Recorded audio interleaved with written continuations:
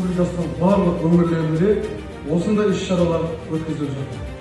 Бұл Қазақстан Республикасы Ішкі істер министрі полиция генерал-лейтенанты Сәкен мырзаның бастамасымен болып жатыр. Министрдің орынбасары полиция генерал-майоры Сайтбеков мырзаның және Түркістан облысы полиция департаментінің бастығы полиция генерал-майоры Капитанов Мұрат талабының нұсқауына сәйкес осындай іс-шараларды қазір өңірлерде, аудандарда атқарып жатырмыз.